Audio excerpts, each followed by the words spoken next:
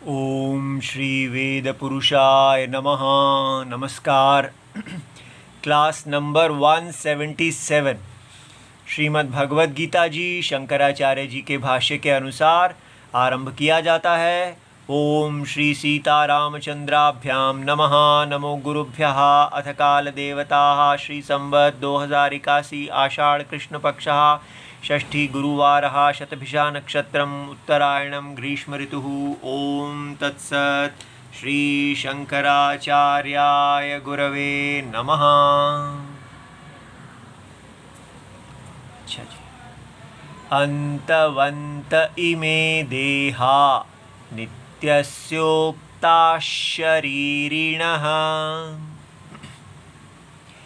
अनाशिनो प्रमेयस्य तस्माद्युध्यस्व भारत।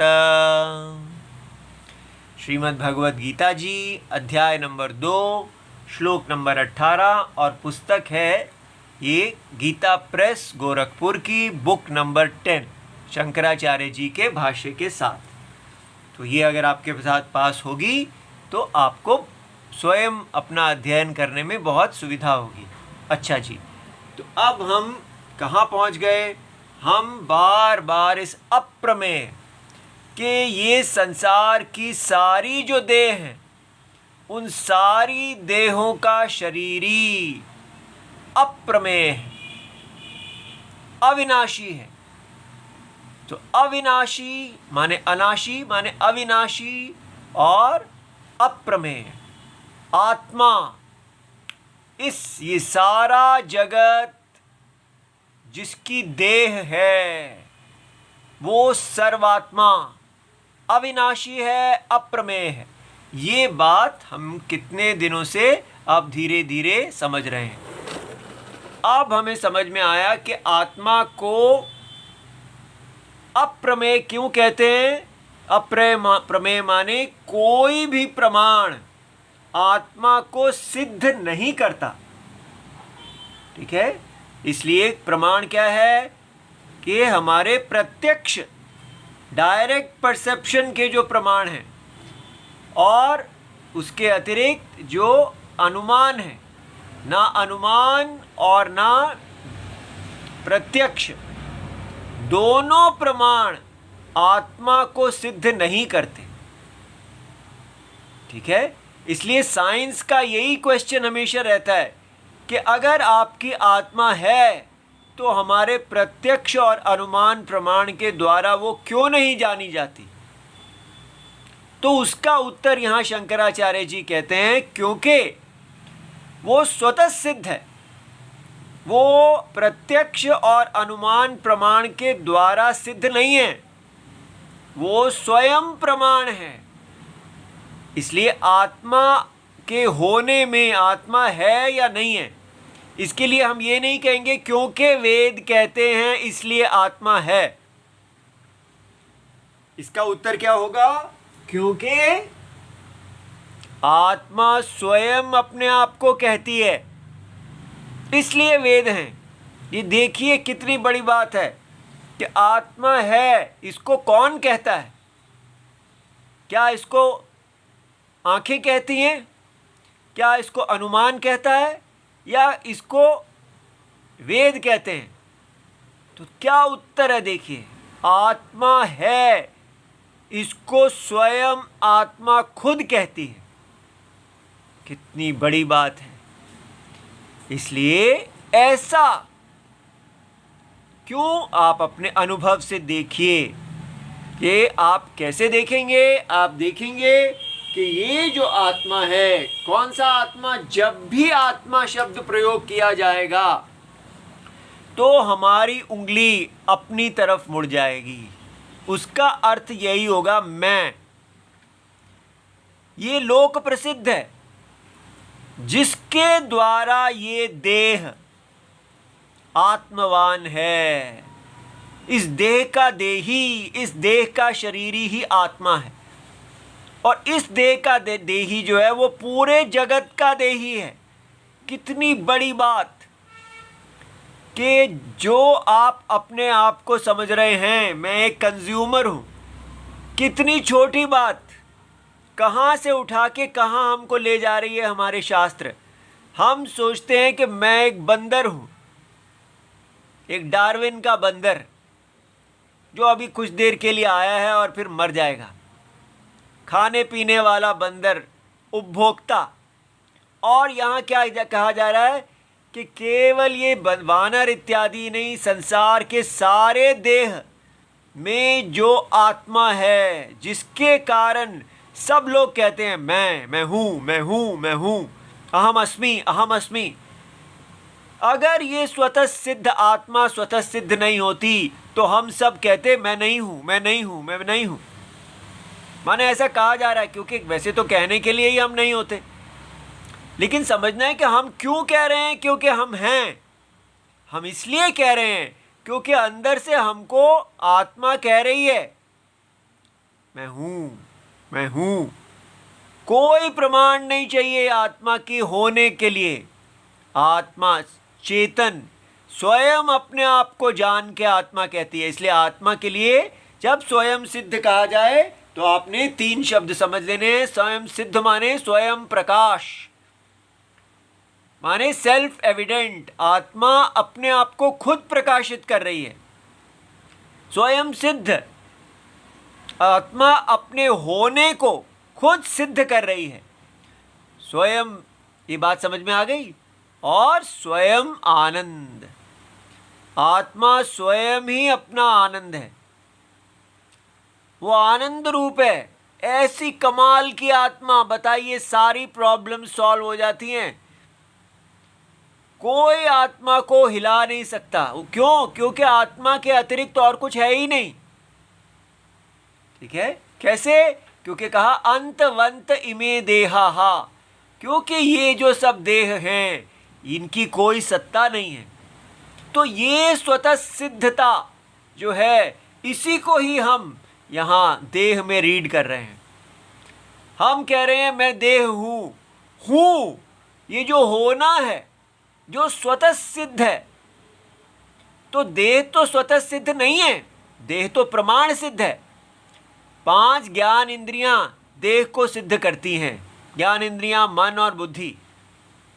लेकिन जो होना है और जो इसका स्वयं को जानना है, वो जो जिसको हम देह के साथ जोड़ रहे हैं, उसको कौन सिद्ध करता है? वो तो स्वतः सिद्ध है।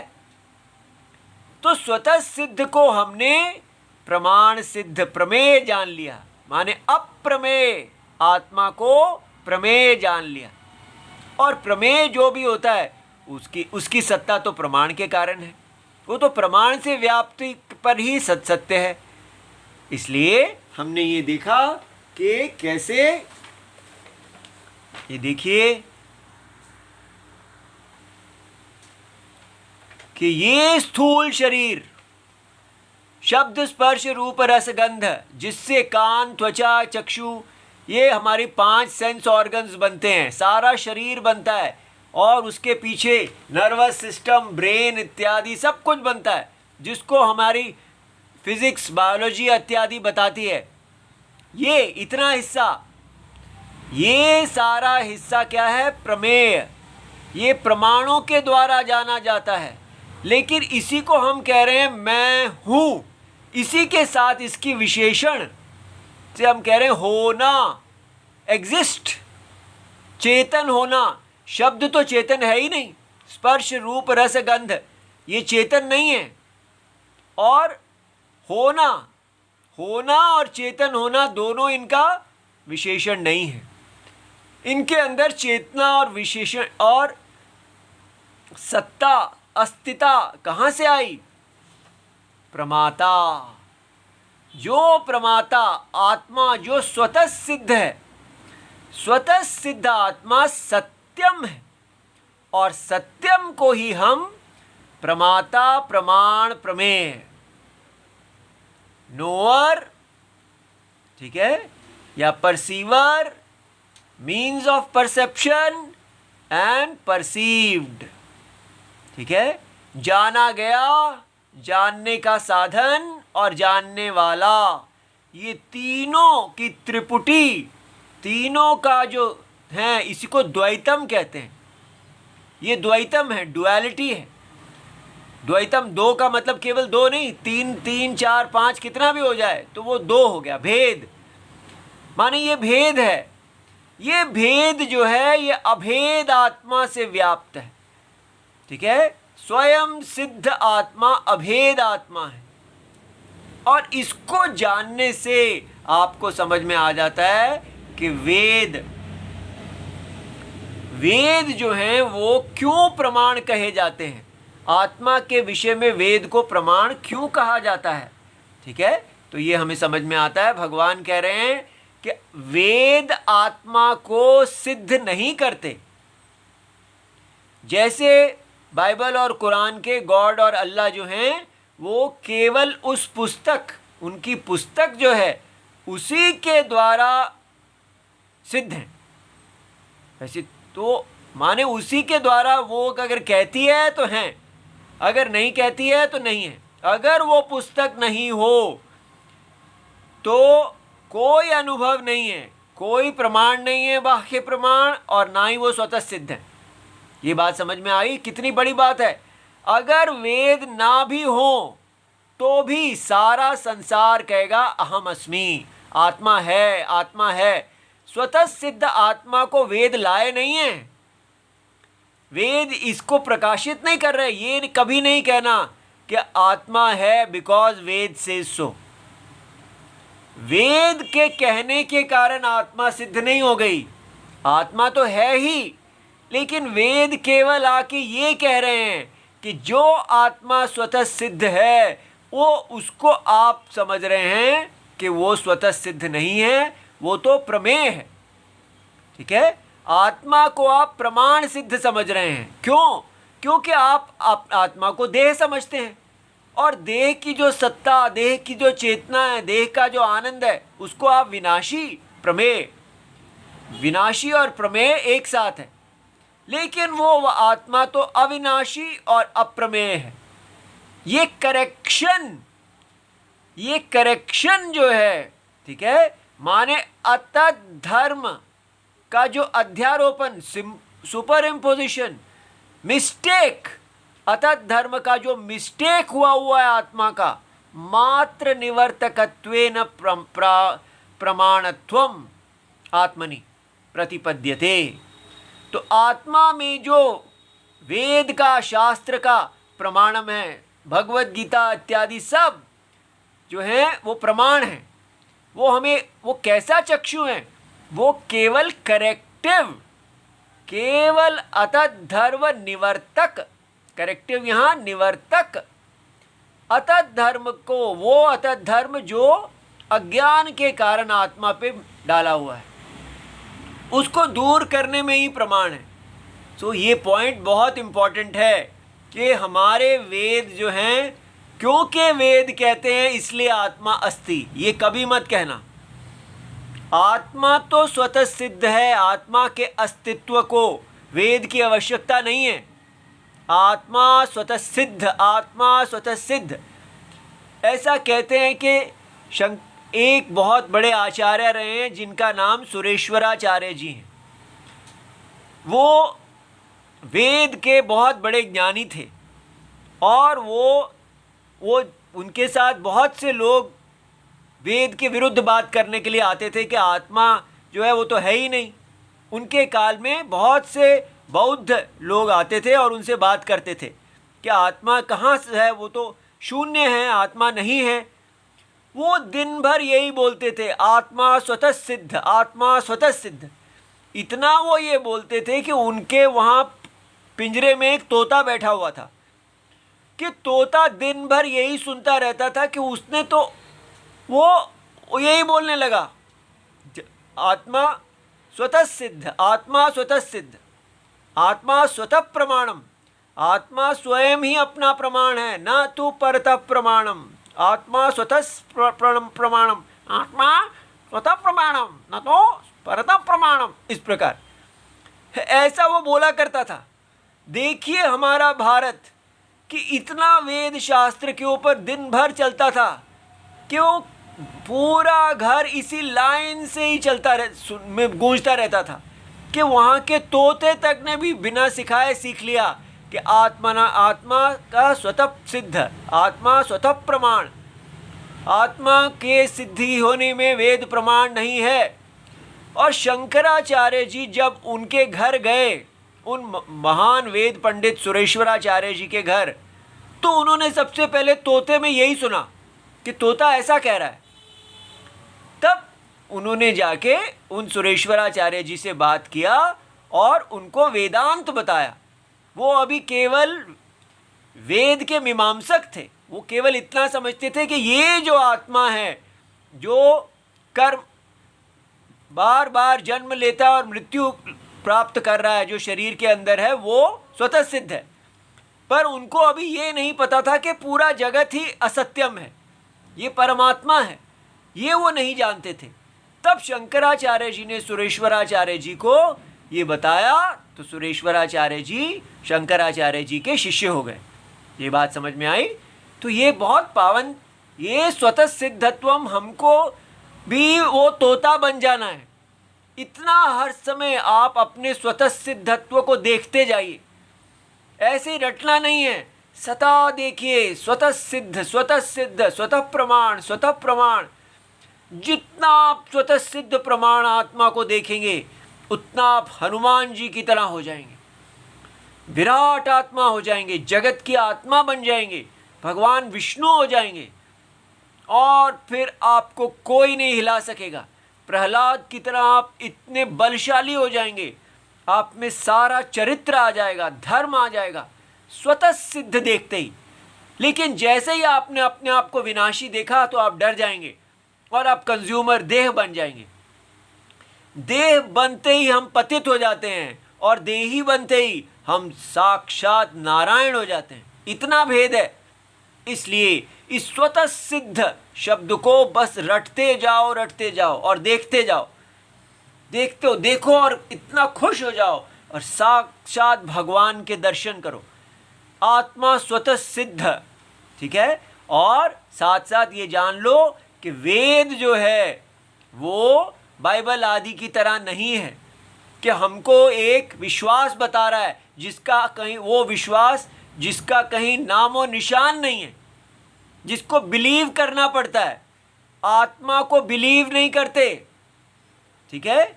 इसलिए आत्मा तो स्वतः सिद्ध अनुभव है, उसको वेद आके बताते हैं कि आत्मा विनाशी नहीं है। कौन सी आत्मा? जिसको आप पहले ही अनुभव कर रहे हैं। ये याद रहे, वेद जिस आत्मा को बता रहे हैं वो पहले ही अनुभव में है। इसलिए भगवान कहते हैं न तू अज्ञात अर्थ ज्ञापकत्वेन। ऐसी कोई चीज वेद नहीं कहते जिसको आप नहीं जानते। आप आत्मा को पहले ही जानते हैं, लेकिन आप आत्मा को देह रूप से जानते हैं। आप हर व्यक्ति कहता है मैं हूं, लेकिन अभी हूं, फिर मैं नहीं रहूंगा। तो अपने होने को कोई नहीं जानता, ऐसी बात नहीं है। इसलिए मैं हूं जो सब लोग कह रहे हैं, उसी को वेद आके कहते हैं कि ये जो देह के अंदर जो देही है ये अविनाशी आत्मा है। इसी ज्ञान से हमारे भारत में वीरता, सर्वत्र वीरता पाई जाती थी। ये अविनाशी आत्मा जो समझ लेता है वो वीर हो जाएगा, धर्मवीर हो जाएगा। और यही कारण है आज हमारा भारत क्यों पतित है, क्योंकि ये अविनाशी आत्मा का ज्ञान हमारे भारत से लुप्त हो गया। तो भगवत गीता आदि पढ़ाई भी जाती है, वो सब बस नाचते रहो इत्यादि कुछ करते रहो, लेकिन वो हमको साक्षात हनुमान नहीं बनाती। इसलिए ये भगवत गीता साक्षात राम जी बता रहे हैं, ठीक है। ये उनके मुख से आप सुन रहे हैं, इसीलिए आपको यहाँ पर अविनाशी आत्मा बार बार दिखाया जा रहा है। तो दोनों पॉइंट्स एकदम पक्के कर लीजिए। वेद का प्रामाण्यम क्या है? ये शंकर भाष्य याद करने की चीज़ है, इसीलिए आपको ये दिया गया है। जितना हो सके इसको बार बार पढ़िए और तोता बन जाइए। अगर आपके मन में ये शब्द चलता रहेगा, अतः धर्म अध्यारोपण मात्र निवर्तकत्वेन प्रमाणत्वम आत्मनि प्रतिपद्यते, बोलते जाइए। ये सब पाप भी दूर करेगा और ज्ञान का प्रकाश लाएगा। न तो अज्ञात अर्थ ज्ञापकत्वेन, अज्ञात आत्मा अज्ञात नहीं है, आत्मा ज्ञात है पर विपरीत ज्ञात है। आत्मा इज नॉट अननोन, आत्मा इज मिस्टेकन। मिस्टेक तो उसी की होगी जो नोन होगा, ये बात समझ में आ गई। लेकिन God and Allah are unknown, और उसको ये बताने के बाद भी वो अननोन ही रहते हैं, क्योंकि वो बिलीफ है, एक ऐसी बिलीफ किसके बारे में, नॉन एग्जिस्टेंट, जो है ही नहीं। क्योंकि वही चीज़ है, या तो वो प्रमाणों के द्वारा जानी जाए या वो स्वतः सिद्ध हो। इसलिए ये बात अच्छी तरह समझ लीजिए।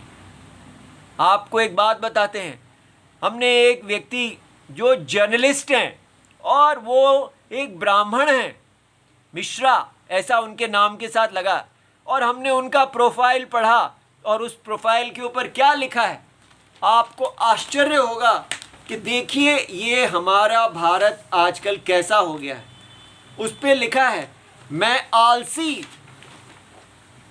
ये देखिए उस पे ये लिखा मैं आलसी, अहंकारी, सुस्त, बदतमीज हूँ, ना मैं आस्तिक हूँ ना नास्तिक हूँ, मैं तो बस सार्कास्टिक हूँ।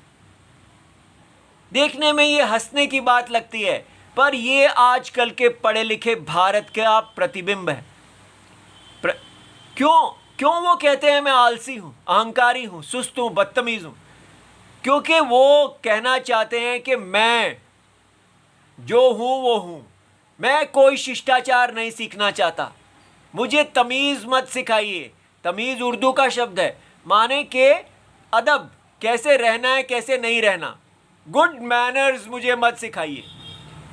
क्योंकि ये आपके बताए हुई सारी ये गुड मैनर्स इत्यादि क्या हैं कि यहाँ आस्तिक, ये सब आपके शास्त्रों पे आश्रित है। आस्तिक, उन्होंने आस्तिक और नास्तिक लिखा तो है, लेकिन वो मॉडर्न इंडिया क्या समझता है जब वो आस्तिक लिखता है?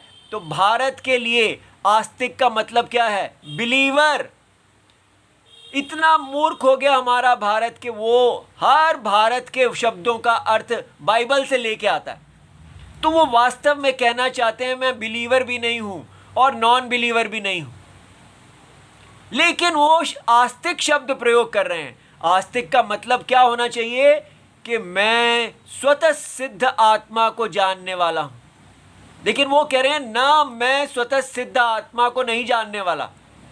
और नास्तिक का अर्थ होना चाहिए जो स्वतः सिद्ध आत्मा को नहीं जानते। तो इसलिए ये मॉडर्न इंडिया है, अंग्रेज ये भारत की विद्या, मॉडर्न साइंस को पढ़ने वाले जो अपने वेद के विरुद्ध बोल रहे हैं। इसलिए बिलीवर नॉन बिलीवर तो बाइबल और कुरान में यूज होता है। हमारे यहाँ आस्तिक माने अस्थि, अस्थि जो है उसको कहने वाला, वेद के द्वारा जो अस्थि अस्थि, वेद किसको अस्थि कह रहा है? स्वतः सिद्ध आत्मा को, स्वतः प्रमाण आत्मा को। तो ये कह रहे हैं कि मैं आस्तिक नहीं हूँ, ना मैं आस्तिक हूँ और ना मैं नास्तिक हूँ, और कहना चाहते हैं ना मैं बिलीवर हूँ मैं नॉन बिलीवर हूँ। ठीक है, आप बाइबल और कुरान की बात उसमें ना विश्वास कीजिए। कौन है जो, कौन कहेगा उसमें विश्वास करना ऐसी चीज़ में जो अनुभव में ही नहीं है? तो उसके लिए तो पूरा साइंटिफिक वर्ल्ड ही विश्वास नहीं करता। जितने साइंटिस्ट हैं वो आस्तिक नास्तिक, बिलीवर नॉन बिलीवर के चक्कर में नहीं पड़ते, तो वो क्या हो जाते हैं? सरकास्टिक। सरकास्टिक का मतलब क्या हुआ? मजाक उड़ाने वाला। मैं इस सारी की सारी दुनिया का ऊपर केवल मजाक उड़ाता हूँ, खड़ा खड़ा दूर खड़ा होके कहता हूँ, हंसता हूँ इनके ऊपर। ये है भारत का जर्नलिस्ट, भारत की एजुकेशन सिस्टम से निकलने वाला एक नया युवा जो अपने आप को कहता है कि मुझे आपकी कोई तमीज़ नहीं सीखनी, मैं सुस्त हूँ, अहंकारी हूँ, आलसी हूँ। यस, टेक इट, मुझे डोमेस्टिकेट, मुझे एक पालतू कुत्ता बनाने की कोशिश मत करो। ये एक स्वाभिमान है, लेकिन ये स्वाभिमान सोचता है जैसे मैं सत्य में निष्ठ हूँ और मैं ये बिलीवर नहीं बनूंगा। तो ठीक है, बहुत अच्छी बात है, लेकिन आप बिलीव के चक्कर में आस्तिकता, वेद को तो मत छोड़ो। यही हिंदू के साथ हुआ है कि हमने अपने वेद के स्वतः प्रमाणत्व को जाना ही नहीं। हमने जाना ही नहीं कि असली चीज़ वेद जो बता रहे हैं वो स्वतः सिद्ध आत्मा है। और इस स्वतः सिद्ध आत्मा को छोड़ के हम बिलीवर नॉन बिलीवर के चक्कर में पड़ गए और हम कह रहे हैं सारे रिलीजन सेम है। मैं इसलिए रिलीजन को पूरी तरह छोड़ता हूँ। मैं रिलीजन की कोई गुण इत्यादि नहीं पालूंगा। मैं केवल सरकाज़म, केवल मॉकिंग करूँगा, हंसूंगा। ये बात आपको समझ में आ रही है? तो आशा है। और वो ब्राह्मण होने के कारण, विशेष जब एक ब्राह्मण ऐसा वेद के विरुद्ध हो जाता है तो उसको जैसे प्रायश्चित होता है, क्योंकि वो जब सारी दुनिया यही कह रही है कि वेद जो है वो बस केवल वर्णाश्रम धर्म सबको बुरा करने वाला है, तो जब ब्राह्मण आके ऐसा कहते हैं कि नहीं मैं नहीं वेद को मानता, तो वो जैसे प्रायश्चित करते हैं। उनके मन में शांति होती है कि मैं ब्राह्मण नहीं हूँ। ये है आधुनिक भारत। हमको ये हटाना है। ठीक है, हमारे अंदर जब शंकराचार्य जी कहते हैं भगवान का जन्म होता है ब्राह्मणस्य ब्राह्मणत्व गुण रक्षार्थम, आप उपोद्घात में इसकी भूमिका में देख सकते हैं कि ब्राह्मण के ब्राह्मण गुण की रक्षा के लिए भगवान जन्म लेते हैं। तो क्या है वो ब्राह्मण गुण? वो है स्वतः सिद्ध आत्मा। स्वतः सिद्ध आत्मा को जानने वाला जो है वो हमारा गुरु ब्राह्मण है। वो है जो भगवान का सिर है। और जो ऐसा स्वतः सिद्ध को जानने वाला ब्राह्मण होगा वो पूरे समाज का गुरु होगा। सबको वेद बताएंगे और स्वयं स्वतः सिद्ध में स्थित रहेंगे। कितना सुंदर है हमारा समाज। लेकिन अब देखिए, हमको यहाँ इतने वर्ष हो गए अयोध्या जी में, और इतनी कोशिश करने पर भी यहाँ पर हजारों ब्राह्मण बच्चे आते हैं जो संस्कृत सीखते हैं। हमें एक ऐसा बच्चा नहीं मिला जिसको हमने कहा बेटा चीटिंग मत किया करो। क्या ज़रूरत है? इससे सरस्वती जी की आंखों में आंसू आ जाते हैं। क्यों चीटिंग करना? आप अच्छी तरह संस्कृत पढ़ो, सूत्रों आदियों को पढ़ो, मेहनत करो। लेकिन उनको लगता है कि ये सब मेहनत करना, शास्त्र को पढ़ने की ज़रूरत ही क्या है? पैसा कमाने के लिए संस्कृत इत्यादि पढ़ने की कोई आवश्यकता नहीं है। वो इसलिए केवल अपने बिजनेस करने के लिए जितना मंत्र आदि सीखना है वही सीखते हैं और बेशर्मी से जाके एग्ज़ाम में चीटिंग करते हैं। बताइए कि अब ये कौन है जो हमारे हिंदू धर्म को गिरा रहा है? कौन है ये बाह्य ताकत? कौन है हमारे हिंदू धर्म का शत्रु? हमारे हिंदू धर्म का शत्रु केवल काम है। काम परायणता के कारण हम अंतर्मुखी स्वतः सिद्ध आत्मा की हत्या करते रहते हैं। इसलिए भगवान नारायण ही हैं जिनके आने से ये हमारा हिंदू धर्म की रक्षा हो सकती है। और वो कैसे आते हैं? स्वतः सिद्ध आत्मा। आप अपनी अपनी शरीर में आप केवल भगवान नारायण को ही देखें। स्वतः सिद्ध आत्मा को देखने मात्र से ही भगवान आ गए। ठीक है, जहां स्वतः सिद्ध आत्मा, आपने आत्मा को कहा कि आत्मा स्वतः सिद्ध है, वहीं सब कुछ बदल जाएगा उसी क्षण। और चीज देखिए, कल ही हमने सुना कि भारत के सुरक्षा सलाहकार पूज्य अजीत डाबोल जी कह रहे हैं कि भारत में हमेशा से ये रहा है कि शक्तिशालियों ने एक नैतिक भारत के ऊपर जुल्म किया है। तो इसलिए क्योंकि भारत में नैतिकता तो रही है लेकिन शक्ति नहीं रही, इसीलिए हम मार खाते रहे। लेकिन नैतिकता, और वो कहते हैं नैतिकता और शक्ति में अगर चुनना हो तो मैं अब शक्ति को चुनूंगा। मुझे शक्तिशाली भारत चाहिए। नैतिक भारत तभी बनेगा अगर शक्तिशाली भारत होगा। देखने में तो ये ठीक लगता है, लेकिन शक्ति क्या होती है? शक्ति ये नहीं होता कि अर्जुन अपने आप को बड़ा नैतिक कह रहे थे, लेकिन वो शक्तिहीन थे। क्यों? क्योंकि वो स्वतः सिद्ध आत्मा को नहीं जानते थे।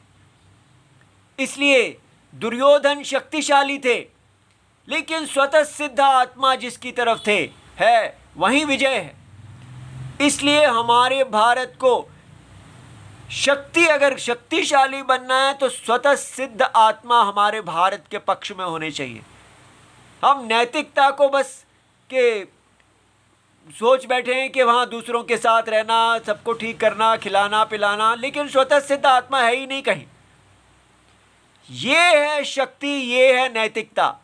जहाँ स्वतः सिद्ध आत्मा कृष्ण है वहीं शक्ति भी है, नैतिकता है, विजय है, सब कुछ है। यही भगवत गीता का अंतिम श्लोक है। ठीक है। ओम नमो भगवते वासुदेवाय। प्रणाम। जय जय सीताराम।